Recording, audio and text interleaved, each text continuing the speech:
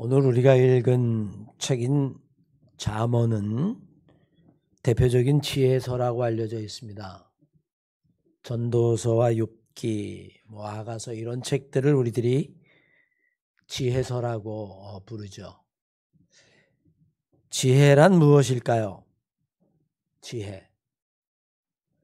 사실 지혜란 말을 일상 속에서도 수없이 사용하지만 막상 이 지혜가 뭐냐라고 물어서 지혜를 정의하려면 쉽지가 않습니다. 마치 시간 속에 살면서 시간이 뭐냐 정의하는 것이 어려운 것처럼 말입니다. 지혜롭다라고 하는 것이 단순히 똑똑한 것을 의미할까요? 때론 똑똑한 사람들이 어리석은 짓도 많이 합니다. 대표적으로 우리나라 정치인들은 대부분 아주 명문대를 나왔고요. 그 어렵다라고 이야기하는 사법고시, 행정고시, 외무고시들을 다 패스한 사람들입니다. 정말 나라에 똑똑한 사람들이 모여있죠. 그런데 하는 행동을 보면 오히려 나라를 망치고 있다는 생각이 들고요. 때로는 국민들보다도, 보통 사람들보다도 어리석다라고 하는 생각이 듭니다. 때는 오히려 법 지식만 많아서 나쁜 짓을 해놓고도 교묘히 빠져나가는, 법망을 피해가는 그런 사기꾼들도 더 많습니다. 똑똑한 것이 지혜로운 것과 같은 의미는 아닌 것 같습니다. 그러면 세상에 있는 지식, 과학적인 지식 아니면 기술적인 지식들을 많이 알면 우리는 그것을 지혜롭다라고 이야기할 수 있을까요? 얼마 전에 오펜하이머라고 하는 영화가 있었죠. 세계적인 물리학자인데 그가 세계의 가장 탁월한 물리학자들, 아인슈타인을 비롯해서 많은 물리학자들을 모아서 2차 세계대전을 끝내기 위해서 엄청난 가공할 무기를 만드는데 그게 여러분 아시는 것처럼 핵폭탄입니다. 일본에 2개의 핵폭탄이 떨어지게 되죠. 양자역학, 핵물리학, 그 복잡한 것들. 수백 명의 사람들의 과학자들이 모여서 그것을 만들어냅니다. 그들이 지혜로운 걸까요? 만약에 핵무기를 만들고 핵폭탄을 만드는 것이 지혜롭다면 북한이 우리 남한보다 더 지혜롭다 이렇게 말할 수 있겠습니까? 많은 지식을 가지고 있다고 해서 우리는 지혜롭다 그렇게만 말할 수 없을 겁니다. 우리는 종종 뛰어난 천재를 보고 놀라기도 합니다. 그러나 그 천재도 알고 보면 각각의 분야에서 천재일 뿐입니다. 음악의 천재 모차르트, 그가 작곡해 놓은 악보를 보면 어떤 작곡가들도 감탄하지 않을 수 없다고 말합니다. 그럴 정도로 그는 음악에 탁월한 천재죠. 미술의 천재 다빈치, 그가 남긴 작품들을 바라보면 미술사에 길이 남을 정도의 천재예요. 피카소도 역시 마찬가지일 겁니다. 그러면 그런 사람들을 우리는 지혜롭다라고 이야기할 수 있을까요? 타고난 재능을 가졌을 뿐입니다. 때로는 우리는 살면서 특별한 재능이나 안목을 가지고 돈을 많이 번 사람, 야, 머리가 좋아서 돈을 많이 벌었다. 사업적인 수완이 있다. 애플사를 창업한 스티브 잡스, 그의 마지막 유언을 보면요, 나는 세상에서 가장 어리석은 사람이었다 그렇게 이야기를 합니다. 지혜롭다라고 이야기하는 것, 그 말은 우리가 이해는 되는데 정말 그것을 삶 속에서 설명해내기가 여간 어렵지 않습니다. 먼저 저는 우리 한마음교회 성도 여러분들이 금년 한 해를 살아갈 때, 아니 일생을 살아갈 때 여러분들은 정말 지혜로운 인생, 지혜롭게 삶을 살아가는 그런 성도들이 되시기를 주의 이름으로 간절히 축원합니다. 그러면 여러분 정말 지혜가 뭘까요? 오늘 본문 말씀은 지혜는 모든 것의 근본이다 그렇게 이야기합니다. 정확히 말하면 지식의 근본이라고 이야기하죠. 오늘 본문 말씀 7절 말씀을 보십시오. 여호와를 경외하는 것이 지식의 근본이오늘 미련한 자는 지혜와 훈계를 멸시한다라고 이야기합니다. 인간이 하는 모든 지식, 과학적인 지식, 아니 철학적인 지식, 수학적인 지식, 기능적인 지식, 그런 존재하는 모든 지식을 다 망라해서 그것의 근본이 바로 지혜라는 겁니다. 여러분, 우리가 돌아가는 세상의 이치, 그것을 알기가 쉬울까요? 그 근본을 알기가 쉬울까요? 요즘 날씨가 워낙 가변성이 심해요. 지금도 미국은 어마어마하게 겨울 폭풍에 고생을 하고 있다라고 이야기하고, 또 다른 데는 이상기후 때문에 굉장히 고통을 받고 있죠. 도대체 봄, 여름, 가을, 겨울은 여러분 왜 생길까요? 생각해보면 그것은 어려운 것은 아닙니다. 지구가 23.5도 정도 기울어져 있고요. 태양을 중심으로 해서 자전과 공존을 하니까 365일 그리고 4계절 밤과 낮이 생긴다. 뭐 이 정도는 여러분 공부를 좀 하면 알 수 있는 상식에 속하겠죠. 그러나 우리가 좀 더 근본적으로 들어가면 태양은 어디서 생겼을까요? 태양 언제 어떻게 생겼는지 여러분 아십니까? 우리는 그저 빅뱅 이론이라고 설명을 하죠. 지금도 계속해서 이 우주는 팽창하기도 하고 수축하기도 한다라고 이야기합니다. 그러면 도대체 이 우주의 끝은 어딜까요? 우주의 시작은? 우리는 여전히 이런 물음에 대하여 근본적인 대답을 하지 못합니다. 수많은 학자들이 달라붙어서 연구를 해도 가설일 뿐이고 그런 이론을 내세울 뿐이죠. 이렇듯 우주 만물에 대한 지식뿐만이 아니라 인간 스스로에 대한 질문도 여러분 끝이 없습니다. 도대체 어떻게 사는 것이 올바르게 사는 것일까요? 여러분 지금 올바르게 살고 있다고 자신할 수 있으십니까? 나는 지금 잘 살고 있는 것인가? 지금 이것이 내 모습인데 성실하게 사는 게 정말로 잘 사는 것일까? 성실하고 착하게 살아도 때로는 삶에 감당할 수 없는 고난이 오고 억울한 일을 당하고 오히려 성실하게 살수록 인생이 더 힘들어지는 것은 아닐까? 여러분 어떻게 사는 것이 정말 잘 사는 것일까요? 우리는 이미 알고 있습니다. 인생에는 정답이 없다는 걸. 인생은 1 더하기 1이 아니에요. 누구도 1이라고 이야기할 수 없습니다. 사람이 타고난 재능이 다르고요. 환경이 다르고요. 조건이 다르고 그 무엇도 다 다르기 때문에 인생에는 정답이 없어요. 인구가 70억이다라고 이야기하면 아마 70억 개의 방법이 있을 거고 70억 개의 정답이 있을 뿐입니다. 누구도 인생을 한 가지로 정답을 말할 수 없어요. 어떻게 사는 것이 정말 잘 사는 것인지도 알 수 없고 우리가 살아가는 우주 만물의 그 모든 지식의 시작도 마지막도 알지 못하고 도대체 우리는 무엇을 가지고 내가 살아간다라고 이야기할 수 있을까요? 사실 성경에는 이 지혜라고 하는 말이 수없이 등장합니다. 수백 번 등장하게 되어지는데 잠언 3장 이하의 말씀에 보면 지혜를 이렇게 이야기합니다. 지혜를 얻는 것은 금을 얻는 것보다 낫다. 그 이익이 정금보다 낫다. 계속해서 지혜는 진주보다 귀하니 내가 사모하는 그 모든 것을 가지고도 이 지혜에 비교할 수 없다. 잠언 3장 18절 말씀에 보면 지혜는 그 지혜를 가진 자에게는 생명의 나무라. 그 지혜를 가진 사람은 정말 복 있는 사람이다. 잠언 3장 19절 이하의 말씀에는요.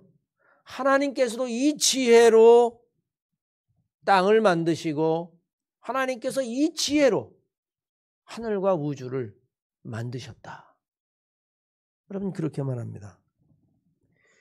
인생 만물에 관한 지식뿐만이 아니라 인생의 우리가 세상을 살아가는 모든 것의 근본인 지혜. 우리는 어디서 이 지혜를 얻을 수 있고 우리는 어떻게 이 지혜를 얻어서 지혜롭게 살아갈 수 있을까요? 오늘 본문 말씀에 참된 지혜에 대해서 이렇게 이야기합니다. 7절 이하의 말씀에 여호와를 경외하는 것이 지식의 근본이거늘 미련한 자는 지혜와 훈계를 멸시하느니라 라고 이야기합니다. 하나님을 경외하는 것이 지혜의 근본이라는 거예요. 모든 지식을 끝까지 가보면 그곳에서 하나님을 알게 된다는 겁니다. 이미 세상은 인간이 가지고 있는 지식이 쌓이면서 하나님이 없다. 그런 세상을 살아가죠. 시편 14편 1절 이하의 말씀에 보면 어리석은 자는 그 마음에 이르기를 하나님이 없다 하는도다. 그들은 부패하고 그 행실이 가증하니 선을 행하는 자가 하나도 없다라고 이야기합니다. 여기서 어리석다라고 이야기하는 것은 단순히 지적으로 머리가 둔한 것을 말하지 않습니다. 도덕적으로 타락해서 선과 악을 구별하지 못하는 것을 어리석다라고 이야기하는 거예요. 우리는 악을 행하는 사람들을 봅니다. 그러면 여러분 어떤 생각이 들죠?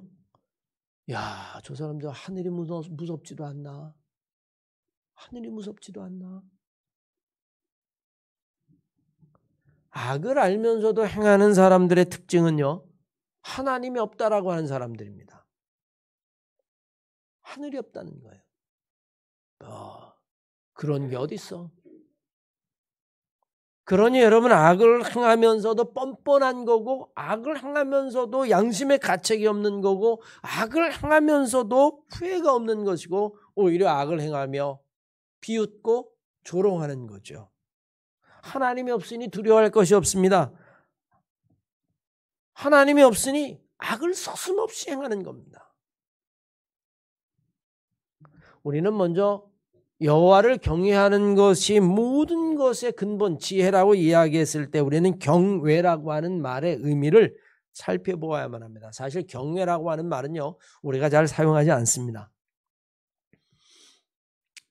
수필이나 아니면 수사적인 표현이 시를 쓸 때에나 사용되어지죠. 일상생활에서는 잘 쓰지 않습니다. 그런데 이 경외라고 하는 말을 번역해 놓은 성경을 보면 여러분들이 조금 의아한 표현이 들어있어요. 공동번역 개정판에 보면 하나님을 두려워하며 섬기는 것이 지식의 근본이다.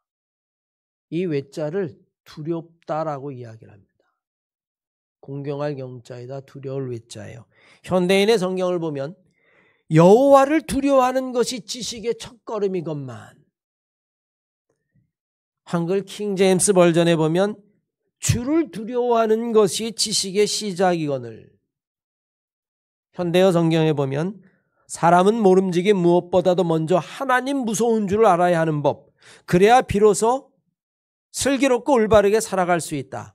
하나님을 우습게 여기는 사람은 남의 말에 귀 기울이지 않을 뿐더러 다른 사람과 어울려 살아가는 법도 모른다. 모든 지식의 근본을요, 하나님을 알고 하나님을 두려워하는 것으로부터 시작된다.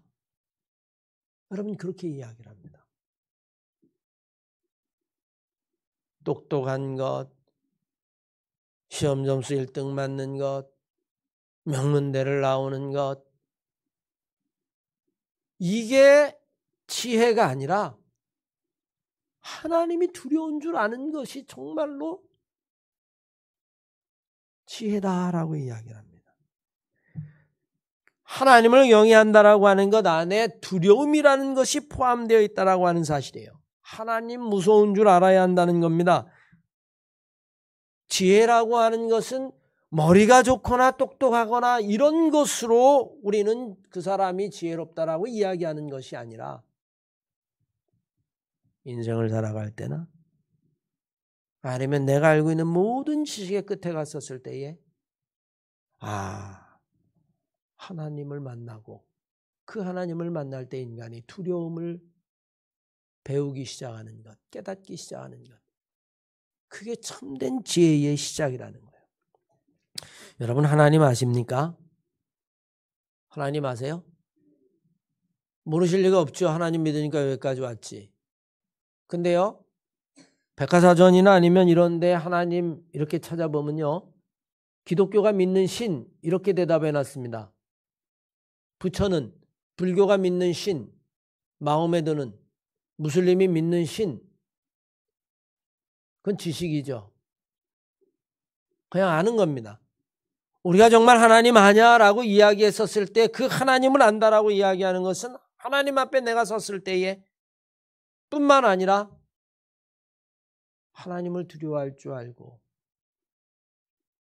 나쁜 짓을 하고 못된 짓을 하면 양심의 가책을 느끼고, 그게 정말 하나님을 아는 거죠.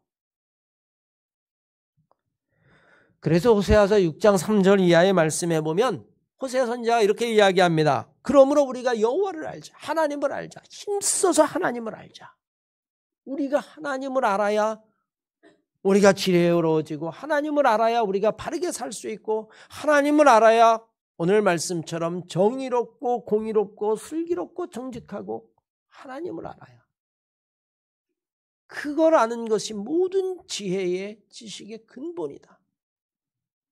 저는 말하고 우리 사랑하는 한마음교회 성도 여러분들이 정말 하나님을 아는 것, 우리가 하나님을 힘써 알자라고 이야기한 호세아 선지자 이야기처럼 여러분들이 하나님을 알아가는 그 놀라운 지혜의 순례의 길을 떠나시는 성도들 되시기를 주의 이름으로 간절히 축원합니다.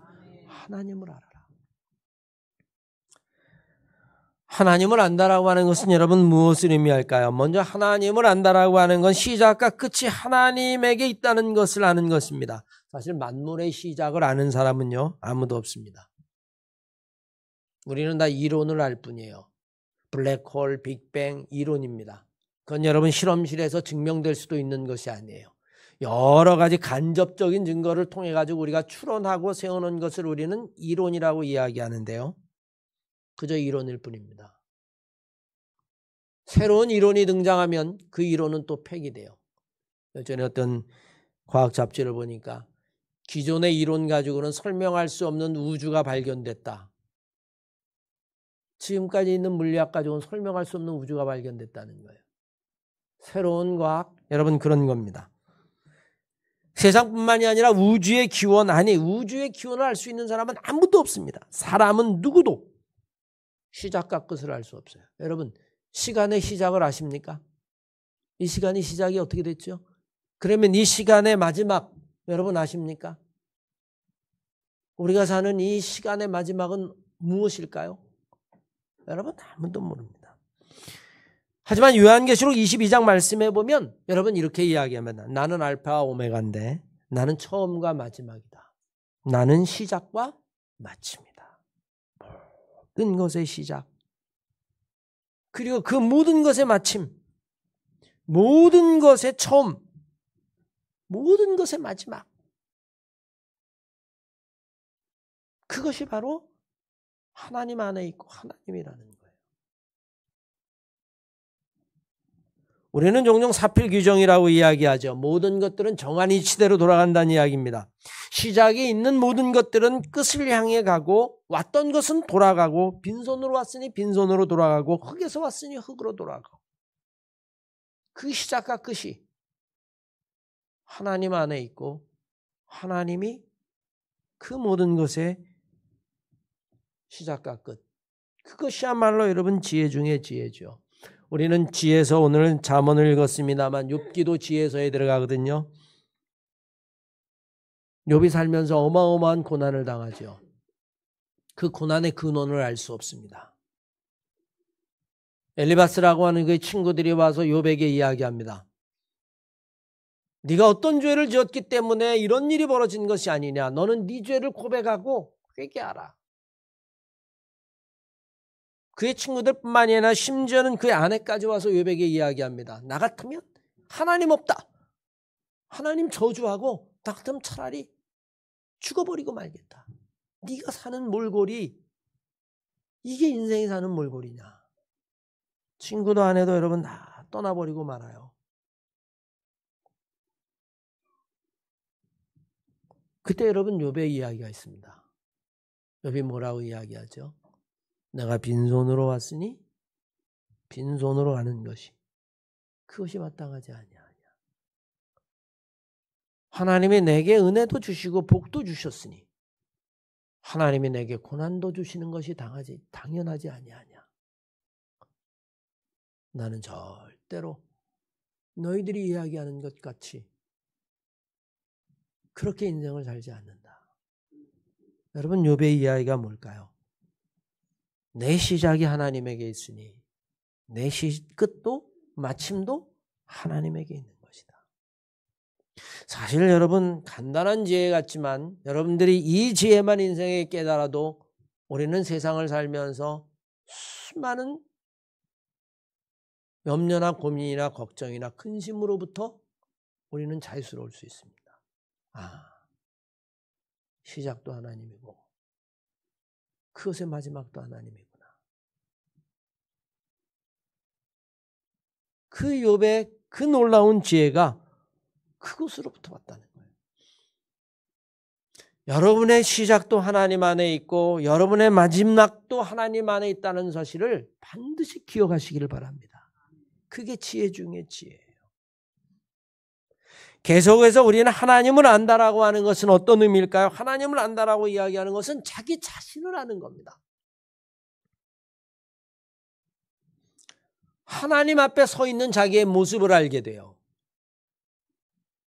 우리는 복음서에 보면 베드로가 밤새도록 고기를 잡았는데 하나도 잡지 못했어요. 주님이 와서 베드로야 깊은 곳에 가서 그물을 던져라라고 이야기합니다. 그러자 베드로가 깊은 곳에 그물을 던졌더니 배 두 척이 가라올 정도로 가득 잡았어요. 이건 잔치고 만선입니다. 이건 축복이고 덩실덩실 춤을 춰야 될 일이에요. 근데 여러분, 그때의 베드로가 주 앞에 엎드리면서 이야기합니다. 주님, 내가 죄인입니다. 나를 떠나소서. 아니, 여러분, 기뻐하고 춤춰야 될 때 왜 죄인이라고 그런다고 그랬어요? 자, 여러분, 한번 이 본문을 가지고 설교했죠. 정말 하나님의 은총, 하나님의 그 영광 앞에 섰을 때에 인간은 자기의 모습을 보게 돼 있어요. 내가 교만했구나. 수십 년 내가 고기잡이를 하고 내가 베테랑 어부고 이 갈릴리 바다를 내가 다 안다라고 이야기한 이 교만, 자기 자신을 알게 된다라고 하는 것, 그것은 여러분 정말 지혜 중의 지혜죠. 여러분은 내가 누군지 아십니까?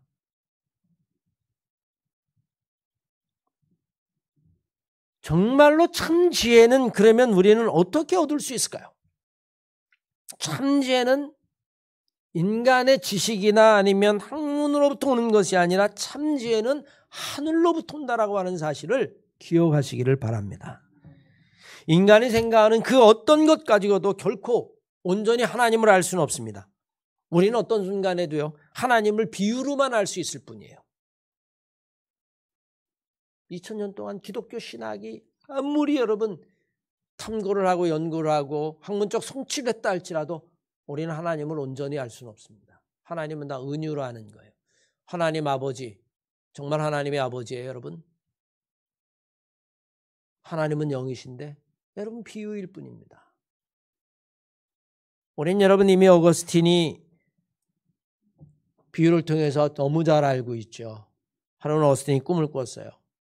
바닷가에 갔더니 조그만 아이가 조개 껍데기 가지고 바닷물을 이렇게 푸고 있습니다. 그래서 어거스틴이 묻죠. 너 뭐하고 있냐 그랬더니 내가 이게 조개 껍데기 가지고 저 바다가 얼마나 되는지를 한번 재보려고 그럽니다.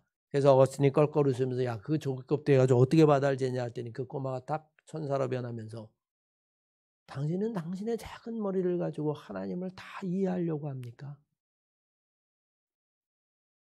인생도 이해하지 못하는데, 우주 만물도 이해하지 못하는데, 자기 자신을 안다라고 하는 것, 여러분 그것은 우리가 배워서 깨달아서 하는 것이 아니라 진짜 참지혜는 하늘로부터 오는 거라고 그랬어요. 우리는 그저 하나님이 자기 자신을 알려주는 것만큼만 알 수 있을 뿐입니다. 주님이 제자들에게 묻죠. 얘들아, 너희들은 나를 누구라 하느냐? 더러는 엘리야, 더러는 모세, 더러는 선지자 중에 하나입니다. 베드로에게 묻습니다. 너는 나를 누구라 하느냐? 베드로가 대답하죠. 주는 그리스도시요 살아계신 하나님의 아들입니다. 여러분 그 대답을 듣고 주님이 뭐라고 베드로에게 이야기하죠? 바요나 시몬아, 내가 복이 있도다. 이것을 알게 하니는 내가 아니다. 하늘에 계신 아버지가 너에게 이것을 알게 하겠다. 내가 너에게 이르노니 너는 베드로라. 이 반석에 내 교회를 세우리니 음부의 권세가 이기지 못하리라. 다른 사람은 엘리야, 모세, 뭐 여러 선지자 중에 하나, 그런데 주는 그리스도 살아신 하나님의 아들입니다 라는 그 고백, 우린 여러분 것이 너무나 평범한 것으로 고백하지만 주님이 여러분 베드로에게서 그것을 알게 하니는 네가 아니다. 하늘에 있는 아버지가 너에게 그것을 깨닫게 하셨다. 그 지혜가 하늘로부터 왔다는 이야기죠. 여러분, 세상의 지식은요 다 일시적입니다. 변해요. 어떤 학문도 어떤 이론도 결국에는 여러분 수정 이론이 나오게 되어 있고요. 결국에는 그 학문도 새로운 학문화에 의해서 대치되게 되어 있습니다. 그건 이미 역사가 우리에게 말하죠. 그런데 우리는 이 많은 상황, 이 다양한 상황 속에서 우리는 어떻게 정말 지혜롭게 살아갈 수 있을까요? 내가 알고 있는 이것이 정말 지혜의 보고라고 생각했는데 시간이 지나면 낡은 것이 되어버립니다. 제가 여러분 신학을 배울 때 실존신학, 실존철학이 그때는 여러분 최고인 줄 알았어요. 지금은 더 이상 그걸 이야기하지 않습니다. 그 이후에도 신학적인 흐름이 얼마나 많이 바뀌었는지 몰라요. 우리는 어떻게 할 수 있을까요? 그건 여러분 하늘로부터 오는 지혜가 아니면 재개발 과정이 여러분 우리에게는 이제 진행 중에 있죠. 지난 몇 년 동안은 여러분 이제 조합하고 협상을 하고 다 정리하고 우리는 보상금 일부를 받고 이제 여러분 4월 중순이면 감리교신학대학으로 이주를 하게 되었습니다. 돌이켜보면 여러분 그런 생각을 해요. 협상을 할 때에 내가 가지고 있었던 딱 한 가지의 생각을 정리해보면 그거였던 것 같아요. 어리석지 말자. 어리석지 말자. 그 이야기는 지혜로워야 한다는 이야기인데 지혜는 알 수 없으니까 어리석지 말자. 왜 제가 어리석지 말자라고 생각을 하면서 여러분 협상을 하고 여기까지 왔냐면 돌이켜보면 모든 실패와 모든 후회는 다 내가 어리석었기 때문에 그때 내가 왜 그랬을까? 내가 그때 왜 욕심을 그렇게 버리고 눈이 멀었을까? 어리석기 때문에. 조금만 내가 냉정했더라면 근데 뭐에 눈이 쉬어서 그런 바보 같은 결정을 했을까? 어리석기 때문에.